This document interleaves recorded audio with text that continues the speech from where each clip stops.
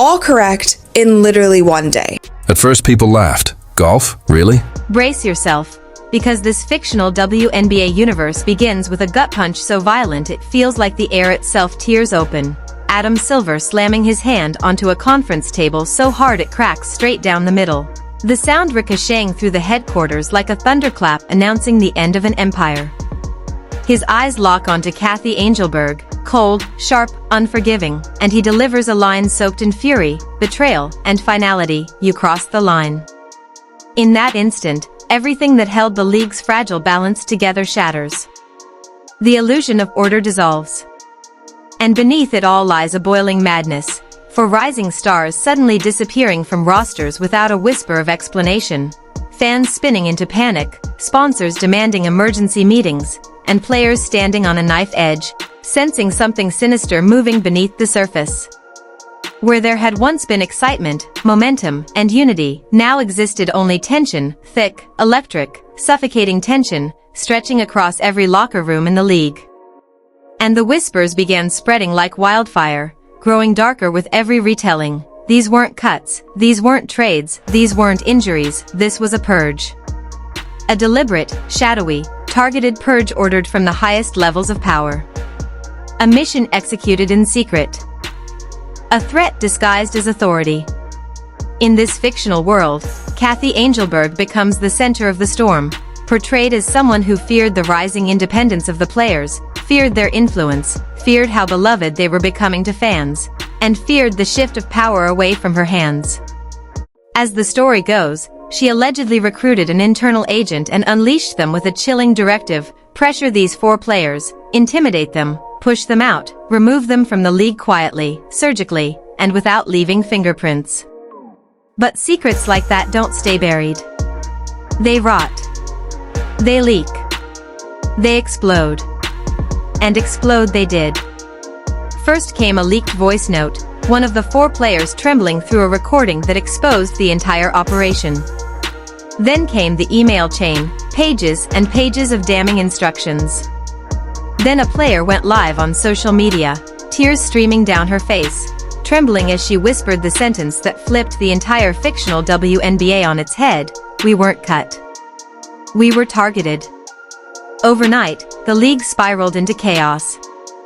Fans rose up in fury, players trembled with fear and anger, reporters scrambled to verify every detail, and sponsors threatened to flee if the truth was as ugly as it appeared. At that point, Adam Silver entered the story not as a commissioner, but as a force of reckoning. He canceled every meeting, every engagement, and marched straight into league headquarters with a calmness that was more terrifying than yelling could ever be. Witnesses claimed he walked like a man carrying the weight of a crumbling world.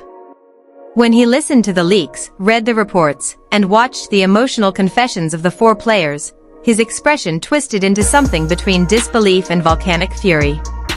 Then he muttered the 7 words that detonated across social media like dynamite: if this is true, Cathy has sabotaged the league. From that moment on, there was no going back. He stormed into the conference room where Cathy sat, feigning composure. He dropped a massive folder of evidence onto the table, an impact that echoed through the hallways, and demanded to know what she had been thinking.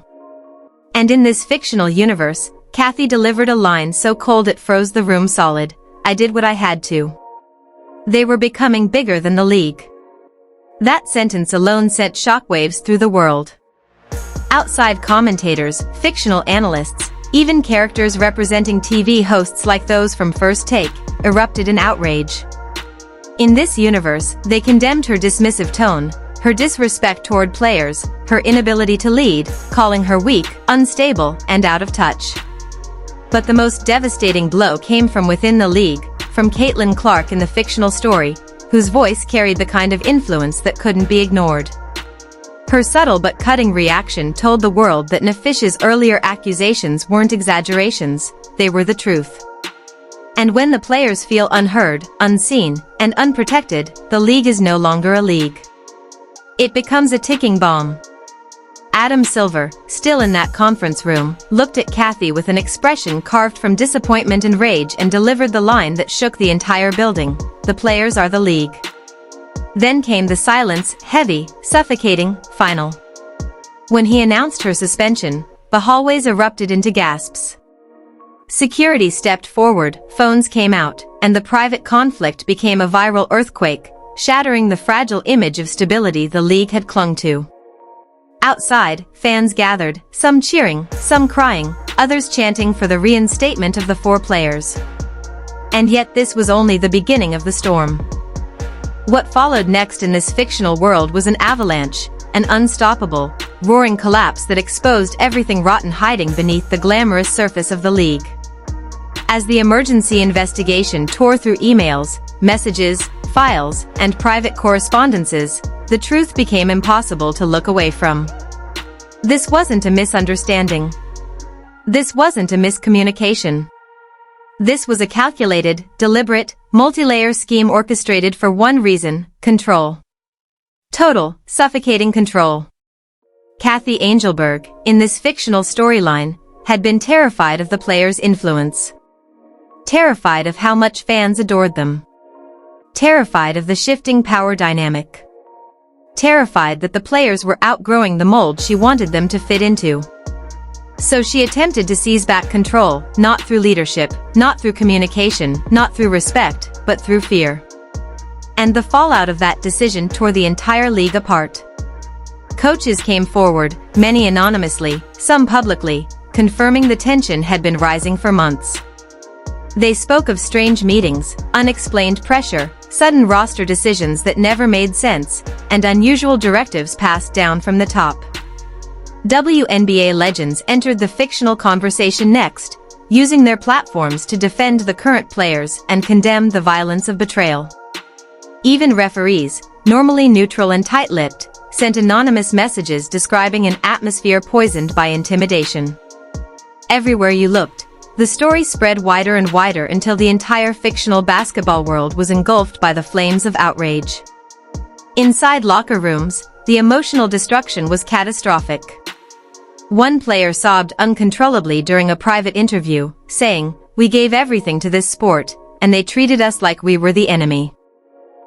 Another admitted she had begun to fear that any wrong step would result in punishment. That kind of trauma can't be undone with apologies. It burns deep. It scars. Meanwhile, fans unleashed a tidal wave of fury online. The disbelief quickly turned into fire. They demanded accountability. They demanded transparency. They demanded justice. Social media feeds overflowed with hashtags supporting the players, condemning the fictional commissioner, and calling for a complete restructuring of the league. And then came the sponsors, pouring gasoline onto an already raging fire. Their calls were relentless, their messages sharp. They threatened to pull funding, cancel marketing campaigns, and withdraw support entirely if the league did not immediately correct the corruption festering at the top. Money talks. And in this fictional world, it screamed. Adam Silver, caught between imploding trust and nuclear-level public backlash, moved with a swiftness that made the entire basketball community tremble. He called an emergency board meeting, one that would define the future of the league. Inside the room, every executive sat frozen as he presented the evidence. He didn't sugarcoat it. He didn't soften the blow. He laid down every voice note, every document, every confession, every leak, every witness statement, stacked into a mountain of undeniable truth. And when the final page hit the table, the room was dead silent. No one could defend her. No one could justify her actions. No one could pretend anymore. Then, with the authority of someone who understood that leadership means protecting those who give the league life, Adam Silver issued the verdict: Cathy Engelbert is removed from her position effective immediately. The room erupted.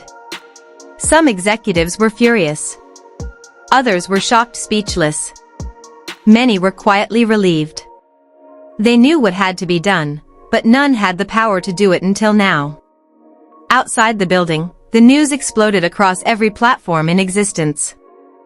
Fans cheered like their team had won a championship. Some sobbed with relief. Reporters sprinted to cameras. Players hugged each other with trembling shoulders, finally realizing they were safe. And the 4 targeted players, broken, exhausted, traumatized, were reinstated instantly. They returned to their teams with crowds waiting outside practice facilities, cheering them back into existence. In that moment, the league regained its heartbeat. The sponsors, watching how aggressively the league corrected course, renewed their partnerships. They announced support for rebuilding a safe, fair, player-driven environment. The message was loud and clear: the fictional WNBA would no longer be ruled by fear or intimidation. It would be rebuilt by the athletes who made it worth watching, worth supporting, worth believing in. For the first time in months, hope returned.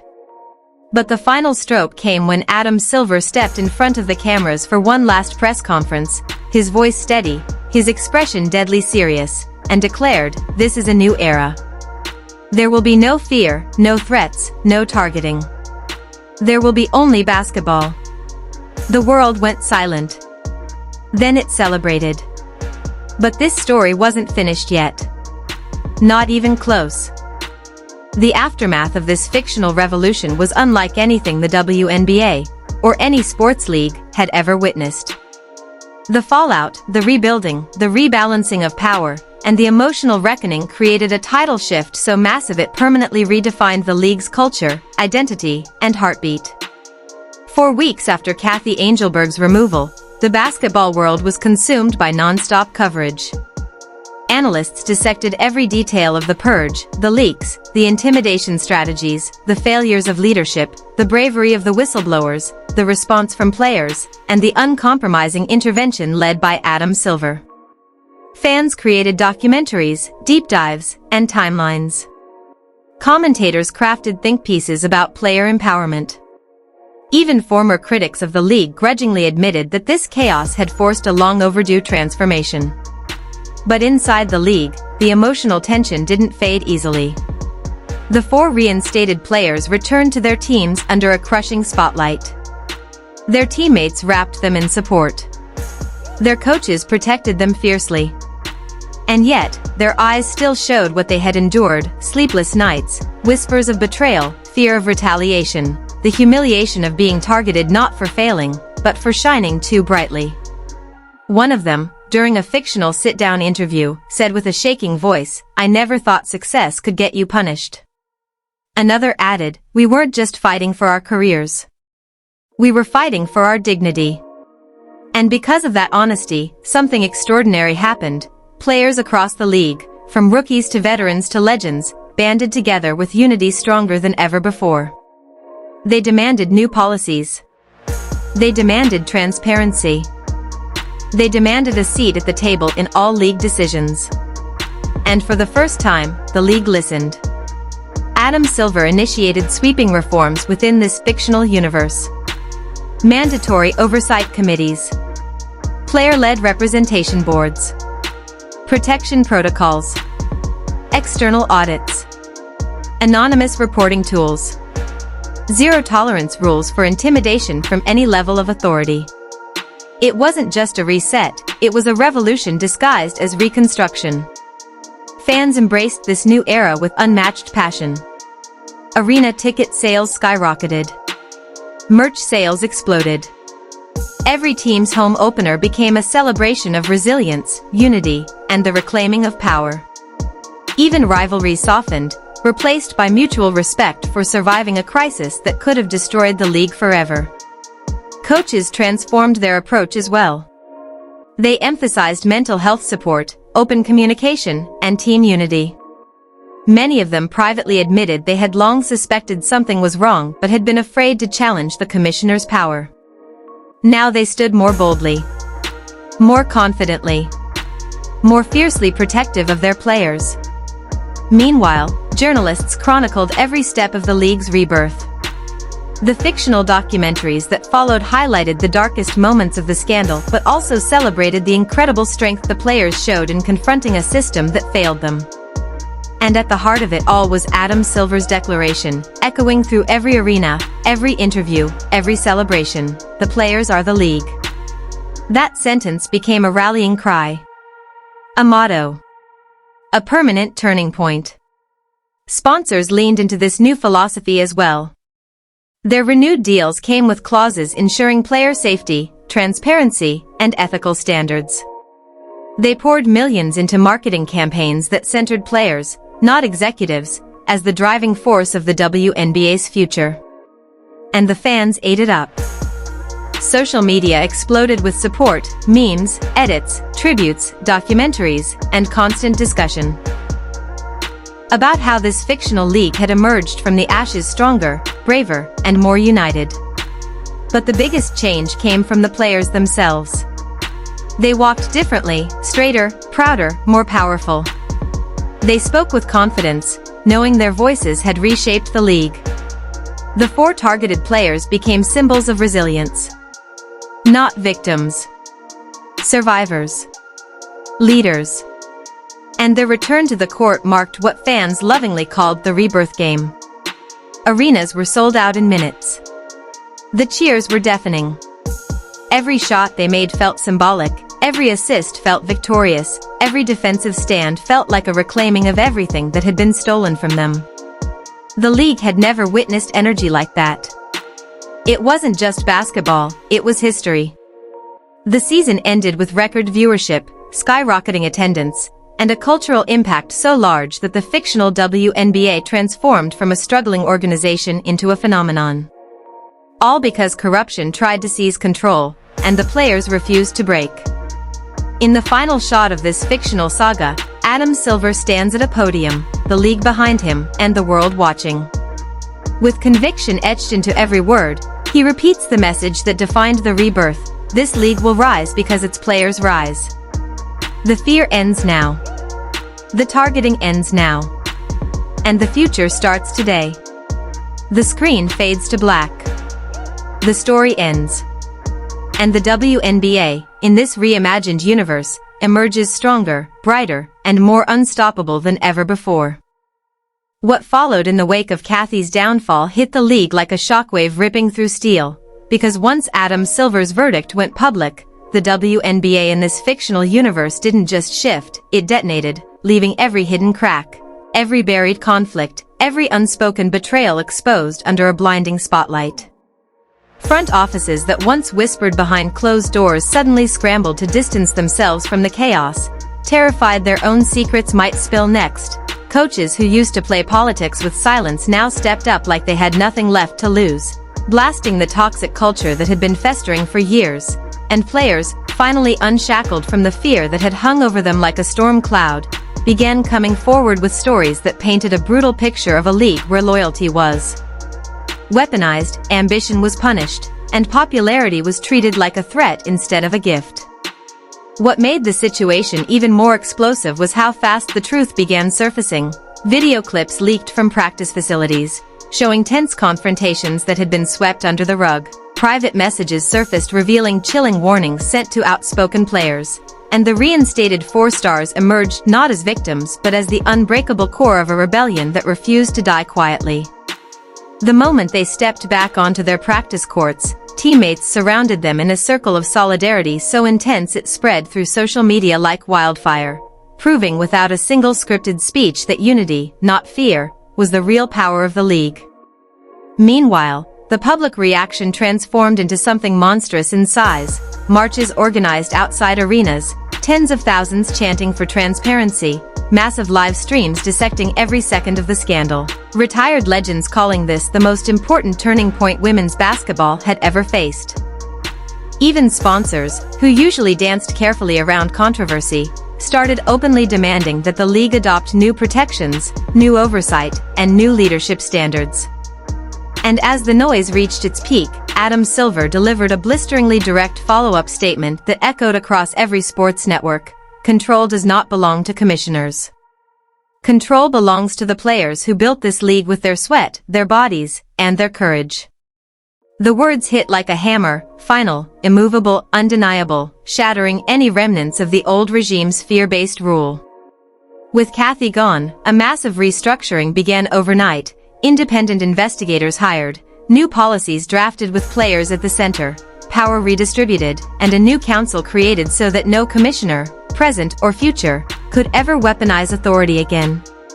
Locker rooms that had once felt cold and paranoid now buzzed with the raw electricity of freedom, as if the sport had rediscovered its heartbeat. And when the 4 targeted players finally walked onto the hardwood for their official return, the eruption inside the arena was so overwhelming it felt like the entire basketball world was breathing again for the first time. Cameras captured the moment, tears, fists raised, teammates gripping their shoulders, and that single image became the defining symbol of this fictional revolution. Not fear, not silence, not control, but the unstoppable power of athletes who refused to be erased.